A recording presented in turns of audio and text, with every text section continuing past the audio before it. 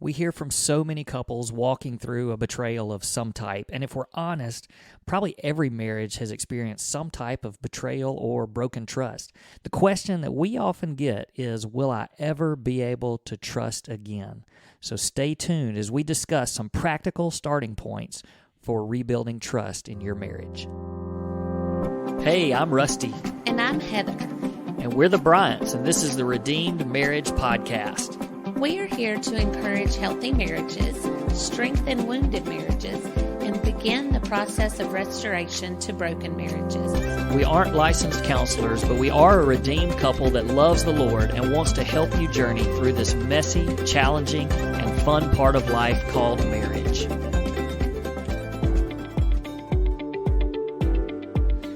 Hey guys, welcome back to another episode of the Redeemed Marriage Podcast. We are glad to be back here with you.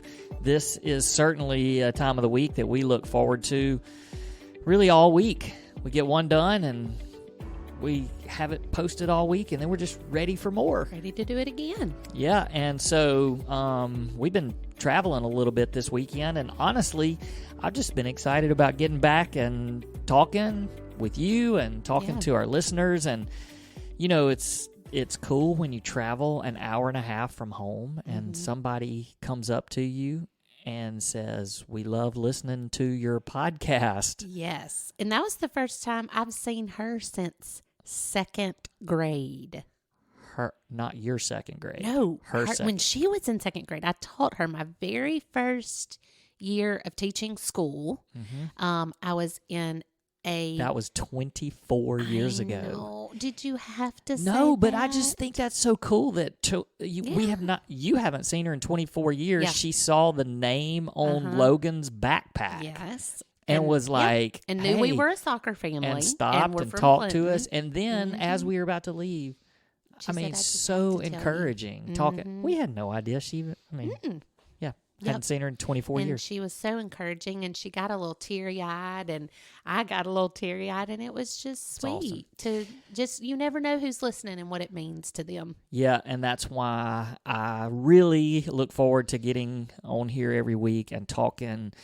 I think it's great because we enjoy the time of just chatting together because it does help us, but just knowing that we are making a difference, and I love when people tell us that. You know, we always do, in the podcast world, it's called a call to action, and they really encourage you to only do one call to action every week. So I'm going to do a call to action, and the call to action is this, because this is like so simple. But if you're listening to this, particularly on Apple Podcasts, because I think somewhere around 45 to 50% of the people that listen to our podcast listen on Apple Podcasts. Is that the purple one? Yeah. Okay. If you're listening on Apple Podcast, I want to encourage you to hit the rate button. Right now. Yep, just hit the rate button. And the reason why I say that is, we've said this before, it's not because we need to be patted on the back to see 5 stars, but it really does help to get the podcast in front of more people. Yeah. So that's it. That's the call to action for this week. I think that would be really cool because it literally takes no time to do it. And you know, something else that hit me today too is that sometimes we do podcasts on specific topics, and the enemy makes us believe that we're not talking to a lot of people. It's like people are going to be like, "Oh, I'm not listening to this one. This doesn't apply to me." But even if we did a podcast for one person that changed the trajectory of their marriage, it's worth it. And for us to get 2 to 3 messages in a week that says that podcast was for me, then we know that God is using it. And it may not be to the same person every single week, but that our messages, that his messages, he's using us as a vessel to get his message across to marriages everywhere. That's a great thing.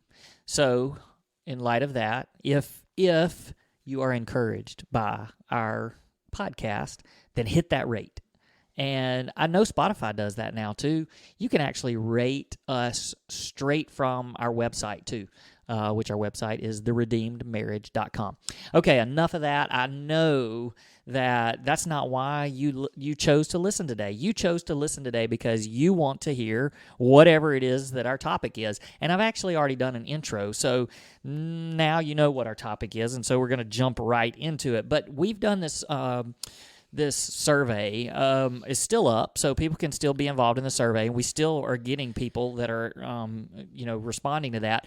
But so many of the people that we get some comments from and get suggestions, it has to do with a betrayal. Mm-hmm. And that's a very obvious thing that people are going to come to us because of that. Because our story, and again, we don't necessarily have to say this every single week, but we know that they're brand new listeners every single week. So we want you to understand that where we're coming from, people come to us to talk about betrayal and ask about betrayal because it was 11 years ago, almost 11 years ago, 10 and a half years ago, when Heather confessed to being unfaithful in our marriage. And so we obviously had to start this journey of betrayal and rebuilding trust after betrayal, and then just the long road to getting a healthy marriage again. And so I know a lot of people that listen to us, they listen because they want to hear, how did we do it? And so a lot of times we get, even from the survey, there were so many that said they want to know how to rebuild trust again. Right. And so I started thinking just about, people come to us because of our story of betrayal, but marriages, there can be just countless ways that you can betray your spouse and break trust. And I think we've run through some of them before, but I think of so many different ones. Obviously the affair is a big one, but pornography is huge. There's also addictions, whether that's substance abuse or something else that a spouse may be addicted to. Financial infidelity, where you're lying about your finances or what you're spending money on, or you don't tell your spouse you're spending money on something. Just general lying, like saying you're doing one thing but doing something else, or saying you're going to be somewhere and then you end up going somewhere else. I don't know. Can you think of any others? Again, somebody's listening out there and they're going, they didn't even touch on mine. Yeah, that's right. But anything that you put above your relationship with your spouse is like when you have an addiction that's more important than your relationship, you're betraying your relationship for that addiction. The financial, even lying, you're putting self above your marriage relationship. Yeah. So, and it breaks trust because the one person you thought you could depend on is choosing something else over you. Yeah. And so obviously for us, we can speak directly to the topic of betrayal when it comes to infidelity and an affair. There's all these other things that, we're not experts on those things. Sure. Not necessarily expert on this. It's just, this is a way I look at it this way a lot of times when I say, you can get advice from anybody. But I love what Dave Ramsey says when he says, don't go to a broke person for financial advice. That's right. Go to the person. Same thing with if you've got a trainer that's helping you work out, you want the trainer that has a 6-pack of abs. Right. You don't want the one with the big fat belly. Why that's would you listen to that person? But in the same way, you might also have two different trainers that look fantastic, and they may have two different methods. Sure.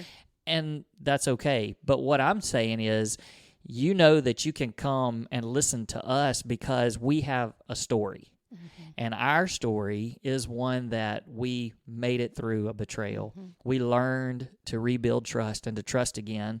And we're a story of hope. Now, we're not the perfect answer. We didn't have the perfect set of plans, but we are, kind of like what, again, Dave Ramsey, don't go to a broke person for financial advice. Well, excuse same me, way. Your Dave Ramsey obsession is showing. He needs to just sponsor us, and then we'd be anyway. So we're going to jump into this, and we're going to talk about what do you do? How do you start to rebuild trust when betrayal has been broken? And the first thing, we've actually mentioned this because we did a whole episode on it. There has to be a confession. Sure. So we're going to move past that Yeah. because we talked about that in length. If you want to go back, season 2, look up The Confession. Mm-hmm. That episode is great, and it talks about Heather's confession to me and just the details behind that. But that's the first step. That's I mean, right. there has to be. And that can be confession, like you just confess, or it can be I got caught, then I confessed. So that covers both of those. That's to go right. back and listen to those. Yeah, and so that's the first thing. So we're gonna blow on past that a little bit, and we're gonna give 2 real practical, real things that have to in order to start rebuilding trust. These 2 things have to happen. Right. Now, there's a whole lot more Sure. to rebuilding trust, and we can go on and on. In fact, our kid from the back seat of the car today, he said, "Why don't y'all do a 3-week series?" And I was like, "Okay, genius." But that's probably, there are so many little things that we just need to attack along the way. So this is just the tip of the iceberg. That's right. The tip of the iceberg, these 2 things are what we're going to discuss. We're going to discuss 2 S's. Stop and sever. Okay, those are the 2 things. So here we go. We're going to talk about stop. So if there is some sort of a betrayal, some sort of break of trust, betrayal, the first thing is to stop doing it. Sounds pretty simple, that's what right? she'd say. That seems so obvious, but it's not. No, it's not. I think about, you remember the old movie Liar Liar? I can't do this quote because there is a curse word at the end, and I don't want anybody to get mad. But in the movie Liar Liar, Jim Carrey, his son blows out the candle at his his birthday party, and he says, "I wish for my birthday that my dad would never be able to lie." Mm-hmm. And he's a lawyer, and he goes through this period of time where he literally cannot tell a lie. And somebody asks a question, and his response is basically, "Stop breaking the law."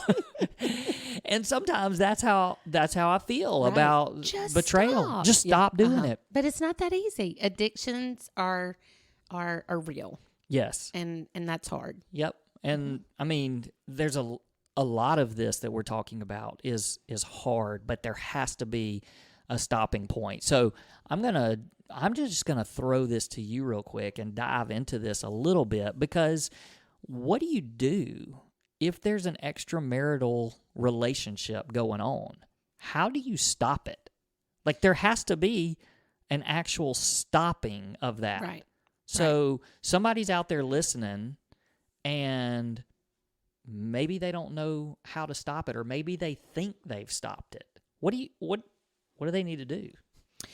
Well, I think that in my case, I got caught. So there was an easier, it wasn't easier on you, but for me, it was like, I got caught. It's out in the open. Now I have to stop. But there also was a point of, I'm fixing to lose everything, that I said, if I'm going to lose my kids if I don't stop. Like there was almost had to be a motivation for that to happen. Mm-hmm. The thought of losing something is always a good one. Like, I've been following a friend who's a year sober, and to read her post, like it was the fear of losing her family and her life that made her get to the point. Like, it's almost to where you have to get to the very bottom of yourself before you are like, okay, something has to change. And if you're going along and nobody knows, or you're keeping it secret, and, even our counselor said, you think about addicts, and we've had people in our community that steal from their parents or from their spouse, or, they'll do anything to get a hit. And that's, it's that same, he even said, it's that same part of your brain when you're having an affair, that you'll do anything. Like it's just that part where it's an addiction that you have to have it. And so to be able to say, I'm fixing to lose my life if I don't do this, everything that I've worked for and, strived for, I'm fixing to lose it all, is where I had to get just to the absolute bottom of myself. So I know that nobody wants to think like this because like this is painful and in some ways it's embarrassing, but when there is a relationship, like there has to be a breakup. Sure. Like it's weird to say that because you're married, but like there has to be this is stopping. Sure. And like, so how do you communicate that? You Like, what do you say those words? Yeah. This is not going to happen again. And do not contact me. Do not, any of the things that I'm sure we're fixing to talk about in a little while. But it has to be, it can't just be, we got caught, so surely they know. No, it has to be spoken. This is over. The line has been drawn. Yeah. Because I think a lot of people, either they get caught or they just are convicted in such a way where they're like, I can't do this anymore, but they don't really end it. Mm-hmm. And I'm not saying that can go for an affair, but it can also go for pornography, or at some point there has to be like a decision, that's like a line drawn in the sand that says this is it. And that's what I was fixing to say about drawing the line. That is one of my favorite. Of course, it's one of my favorite, but my favorite stories in Scripture when the lady is caught in adultery. And I've heard so many messages on this. And one of my favorite parts is probably the men that were standing around her holding stones to stone her. They were probably the very men that she had been with. It's not just righteous people that were standing there. Like people were standing there to stone her to death because that was the penalty for adultery, was to be stoned to death. And Jesus, of course, says, they're like, what should we do with her? And he throws it back at them and says, those of you who have not sinned, cast the first stone. And of course, they all drop their stones and walk away. And that's what most messages are on. But my favorite part is when Jesus kneels down in front of her. And I think he kneels down to make eye contact with her because her eyes are downcast. She's ashamed and she was probably naked and she was embarrassed. And he squatted down, knelt down. I don't think it says squatted in the Bible. Probably not. But he knelt down and he drew a line in the sand. He drew in the sand. He drew in the sand. Not real sure what he drew. Okay. In my experience. Fine. You can interpret it. That's right. I can. And so I shouldn't say he drew a line in the sand, but it does say he drew in the sand. And my very personal experience was, this is the line. Mm-hmm. And the reason why I think, it had to be some sort of line or words that talked about a line is because he said to her after that, go, you are forgiven. Mm-hmm. Go and sin no more. Go and sin no more. Right. It's not you're forgiven. Now, just look at a few pornographic sites a week. Right. Or, just keep texting him. Just don't have a, physical affair. Or just, one sip of beer. Mm-hmm. It doesn't say that. It says go and sin no more. And so that has to be the line. That has to be. And, I can just almost see the person who's driving or sitting in their car and thinking, I can't get to that point. Mm-hmm. Like, I can't get to where I say it's over. I don't want to let it go. I don't want to tell anybody because then I'm going to be held accountable. I don't want to give up alcohol. I don't want to quit looking at those things. How do I get there? Maybe the fear of losing your family is not enough. Mm-hmm. What do you do then? And so to me, I am like, you close your eyes, you take a breath, and you ask yourself, where are my eyes? And your eyes, if you don't want to give it up, your eyes are on you. Yeah. You're the only person you care about. Mm-hmm. You care about how you feel while watching porn, while drinking, while drugging, while having your affair. Your eyes are on you. Now put your eyes somewhere else. How is this affecting your family? How is this affecting the whole family tree that you are a part of? Your kids' relationships. You could even think, oh, well, my kids are going to have, maybe they'll have a great marriage. They have no example of that. And so for you to be able to take your eyes off of yourself and look at your wife or your husband or your children or, family members, your friends, it is devastating everyone around you. And if you think that it's a secret, when it's not, you're devastating the people around you. It will be exposed. It will be exposed. So that would be my my suggestion and my plead is to draw a line, go and sin no more. Yeah, and I would think that if you're not sure how to do that, and there has been a confession, and that, if there's a relationship, an extramarital relationship, and you need to know, how do I end this?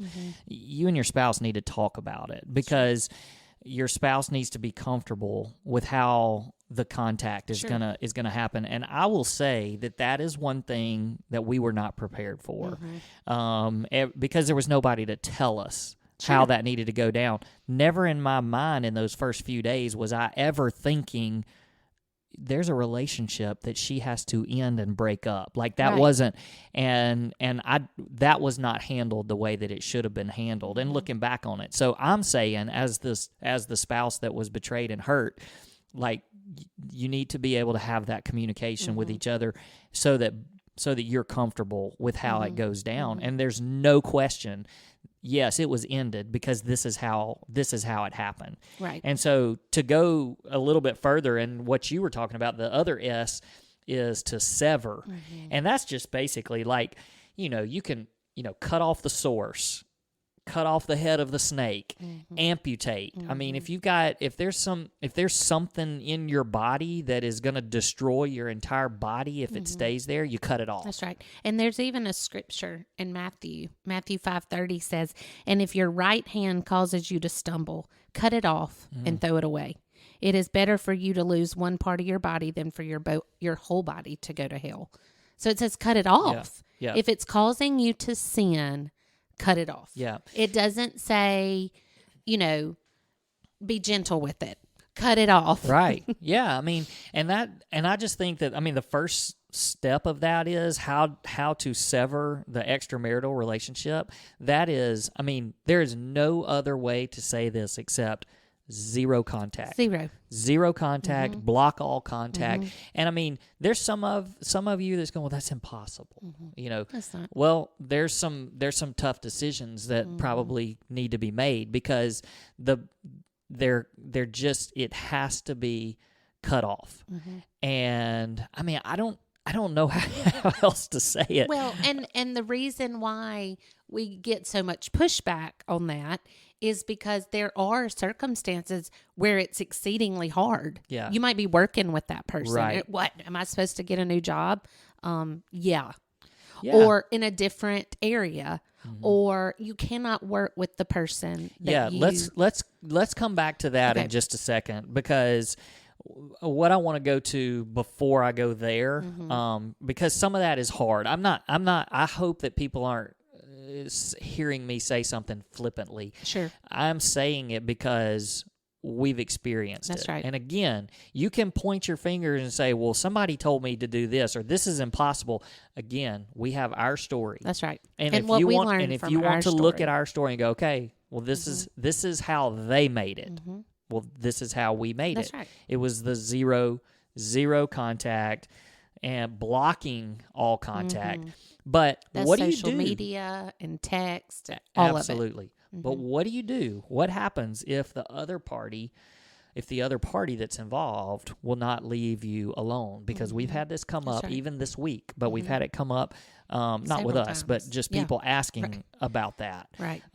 So what are some things that can be done when the other party doesn't leave the spouse alone? I think that it has to be a joint effort, that, I told that to somebody this week, and it made them very uncomfortable. But I just feel like even sometimes the other spouse has to get involved, not bullying or leave my wife alone, but just a very firm. That's right. We are working on we are working on our marriage. It's a firm and a final response. That's right. And do not contact her or us again. I think there is a part where if there has been a real break, then it could be that there just doesn't need to be any engagement at all. Like if the other party figures out a way to get in touch and there's been already a cut, when you start engaging with somebody, we've talked about this a lot too. When you engage with a toddler, you act like a toddler. That's right. And so you have to be more mature and just say, I'm not even responding. That's right. But if you and your spouse together, which, first of all, if there is some sort of communication, you need to tell your spouse, like immediately, this has happened, because they don't need to find out another way. That's right. That's and if the two of you together feel like we need to give a firm and final response, because that happened to us. There was, and I got good godly advice about how to handle it, and that's exactly what we did. It was some firm. And just, we're working on our marriage. That's right. And we're trying to save our right. marriage. Yep. And so that's where we just feel very, That's very strongly about that. And so the last thing I want to touch on is these hard decisions. And these are things that you should avoid any places of contact and be willing to make major changes if that's what it calls for. You mentioned work. I mean, I know that is a tough. That's probably the hardest. That is a tough thing, and but if your spouse is not comfortable with the work environment and where that took place, then there needs to be some changes made. Same with, it could even be stuff like your neighborhood. Yeah. I mean, you may need to move. Or friend groups. Obviously, friend groups. It could even be starting over in a new location if that's what needs to be done. And we thought that was going to be what God did for us. We had an opportunity to move. Somebody inquired about you coming and helping with their soccer. And we were like, this is it. God wants us just to start fresh somewhere else. But that's not what he had for us. He made it very clear. He wanted us to be right here. But for some people, that might be what God calls them to do, is just to move away and to a different city and start fresh. Yeah, I think the big thing is to be willing to do that for your spouse. Sure. It could be the gym. Yes. Just quitting the gym. I want to quit the gym. I want to quit the gym. But quitting the gym because that person could be there. Sure. It could be, this is a hard one because we had to do it, but at church. Right. Yep. It could be leaving your church to go to another church. Yep.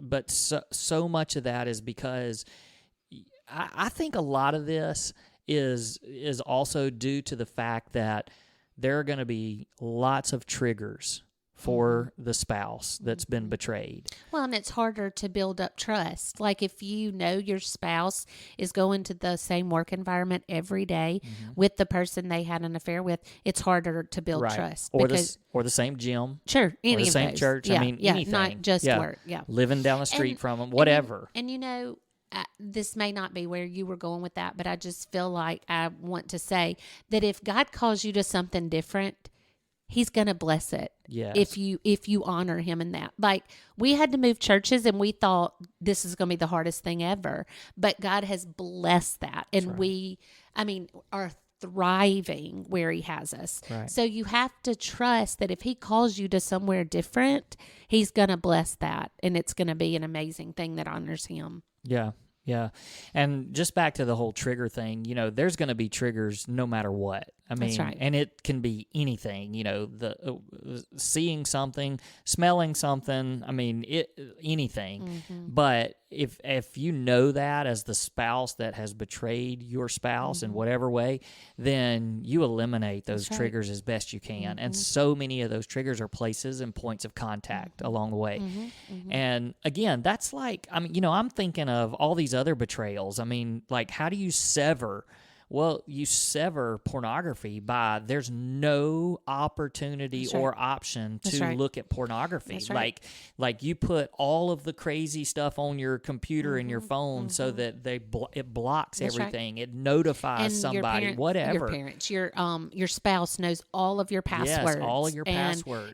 And you're not in a bedroom or in a closed door working with a computer. It's if it's financial, at the kitchen if it's a table. financial thing, get rid of your credit card, cut it up, or give your credit card to your spouse. Hopefully, you don't have a credit card, but just cut it up and give it to your. Make sure that your spouse. There's no secrets there. I mean, alcohol. Just don't have it in the house. That's right. Like even if the other spouse can drink responsibly, if your spouse is having an addiction to alcohol, don't have it in the house. Don't take them to a restaurant that has it. Right. And some of these things, Rusty, people are thinking right now that's extreme. You have to be extreme. Right. The boundaries have to be extreme. And I think the while reason trust is being rebuilt. Yes, and that's what we're trying to do here. People are asking us, how do you rebuild trust? We're telling you a formula because it's a formula that worked for us. That's right. And it's okay if you, again, if you don't want to do it, then, figure out your path. And we pray that it works for you. We just are trying to tell people that have asked us, how did you rebuild trust? This is how we did it. This is how we did it. That's and right. nobody can argue that, and nobody can question That's that. right. You may not like it. You may not like what we're saying, but we're saying for us, we're almost 11 years past confession date, and where we are, it's a miracle. Absolutely. And it's a miracle that we put a lot of work into as well. So, hey, we hope. Gosh, there's so much to talk I about. know. That's we may have to take his advice. Three-part series. Three-part series. No, I think we will revisit some of this because this is just such a small, like I said, tip of the iceberg. It is literally so much more. These are just the first couple of things that you can do like immediately. Some people are out there and they're going, we've already done that. We've already done Now that, what? and we still have trouble. That's Well, right. yes, and we're going to tell you this doesn't end it. Like this doesn't make you, now trust is rebuilt.